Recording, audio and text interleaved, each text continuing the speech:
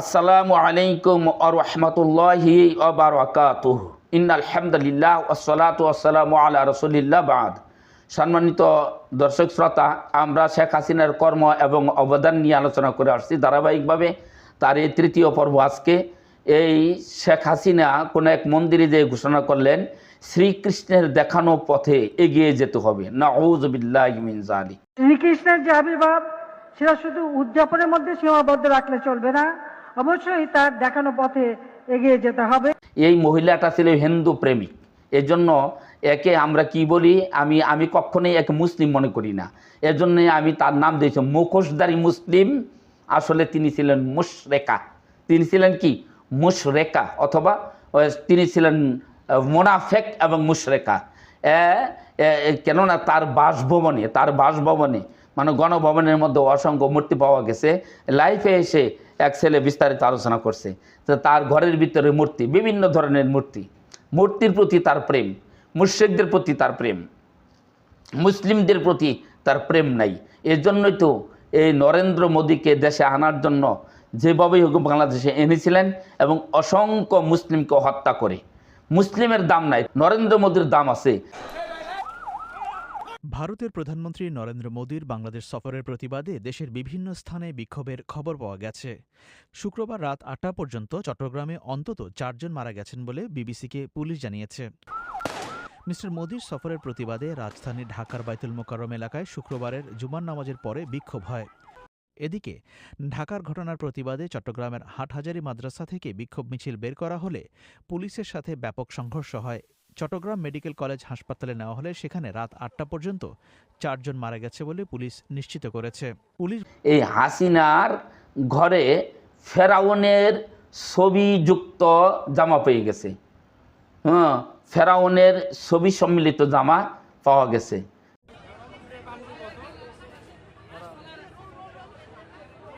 তাহলে বুঝে নেবার তার মন মানসিকতা কীরকম, তাহলে সে কিভাবে মুসলিম হতে পারে।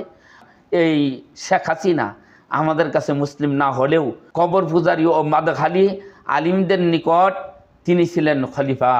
তিনি কি ছিলেন? খলিফা ছিলেন। এই জন্য দেখবেন মাদখালী এবং কবর পূজারীরা সবসময় হাসিনার পক্ষে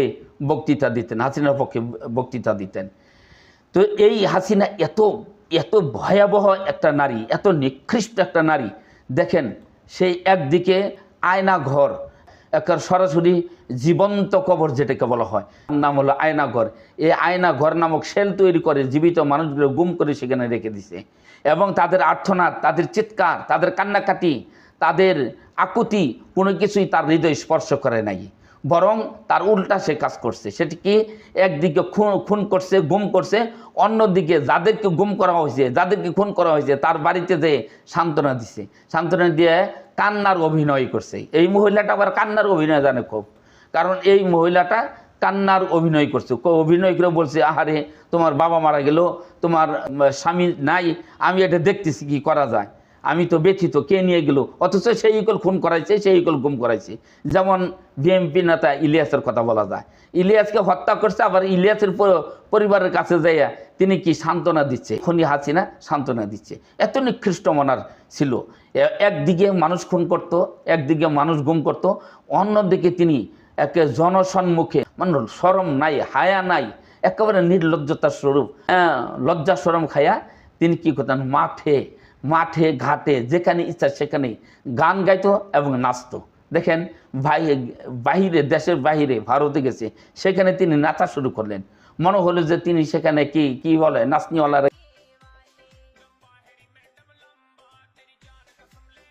কি বলে জানি না, যাই হোক, হয়তোবা তিনি সেখানে কি নাচতে শুরু করলেন। আবার দেশের মধ্যে যারা সবচেয়ে নিকৃষ্ট মানুষ, গায়ক গায়িকা, নায়ক নায়িকা, যাদের চরিত্র বলতে কিছুই নাই, যাদের চরিত্র বলতে কিচ্ছু নাই, হায়া বলতে, লজ্জা শরম বলতে কিচ্ছু নাই, এদেরকে নিয়ে তিনি গানে মত্ত হয়ে গেলেন।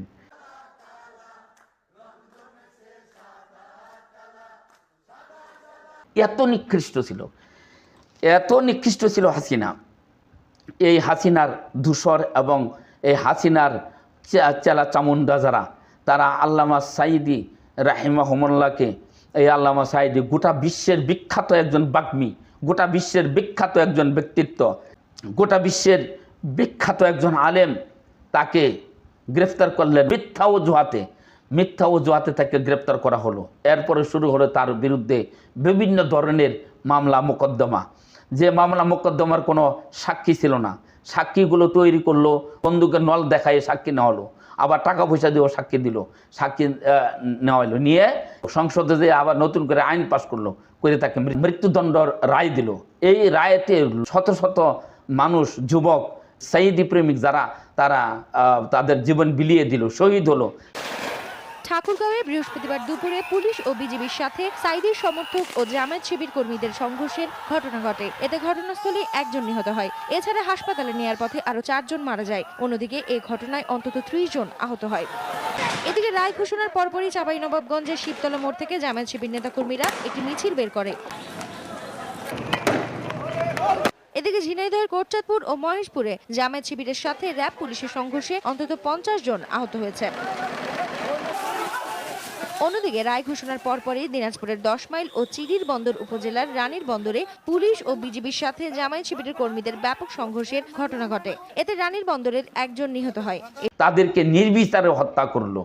আর আল্লামা সাইদি কোন এক সময় জেলখানা থেকে তিনি পেরোলে মুক্তি হয়ে তার সন্তানের জানাজায় উপস্থিত হয়েছিলেন, অথবা কোনো এক জায়গায় তিনি মোনাজাত করছিলেন, আয় আল্লাহ, আমি এই অপরাধের সাথে আমি সংযুক্ত নই, আমি এই অভিযোগে অভিযুক্ত নই, অতএব যারা আমাদেরকে এই অভিযোগ দিছে, আমাকে অভিযোগ দিছে, তাদের কাছে তাদের বিচার তোমার কাছে চাই। এই কথাগুলো বলে তিনি একটা মোনাজাত করছিলেন। কিন্তু এই মোনাজাতটাকে ব্যঙ্গ করে এই খুনি হাসিনার চেলা চামুন্ডারা ব্যঙ্গ করে এই মোনাজাতটা তারাও করলেন, করে নিকৃষ্ট ভাষায় ব্যঙ্গ করলেন।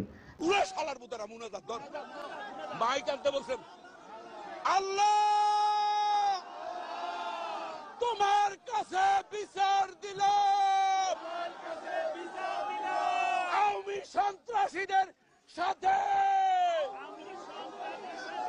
ওই এটা করে কোনদিন মনে মনে খুবই সালা কালেমা তাইয়্যিব লা ইলাহা ইল্লাল্লাহ মুহাম্মাদুর রাসূলুল্লাহ। তো কোরআন, হাদিস, সুন্নাহ, মোনাজাত এগুলো কি কেউ যদি ব্যঙ্গ করে, সে কি মুসলিম থাকতে পারে? সেও তো মুসলিম থাকতে পারে না। অতএব ওই যে বাবুনগরী যে এই কৌমিদের বিখ্যাত আলেম, তিনি বলছিলেন শেখ হাসিনার দল কাফের। ওনার কথা একেবারেই ব্যাঠিক নয়। কাজেই এরা ইসলামকে জলাঞ্জলি দিতে পারে, কিন্তু আওয়ামী ধর্মকে ত্যাগ করতে পারবে না, আওয়ামীকে ত্যাগ করতে পারবে না, ইসলাম ত্যাগ করতে পারবে। যদি এদেরকে হাজির করা হয়, বলা হয় যে আওয়ামী বা ইসলাম কোনটা ছাড়বি ছাড়, তারা বলবে যে আমরা ইসলাম ছেড়ে দিলাম। এইরকম নিকৃষ্ট প্রাণী, আল্লাহ পাক এগুলো প্রাণী থেকে, এগুলো এই নিকৃষ্ট দল থেকে আমার দেশকে আল্লাহ পাক রক্ষা করছেন। এই ছেলেদের মাধ্যমে, এই ছাত্রদের মাধ্যমে আল্লাহ পাক রক্ষা করছেন। আলহামদুলিল্লাহ, আল্লাহর কাছে হাজার হাজার শুকরিয়া।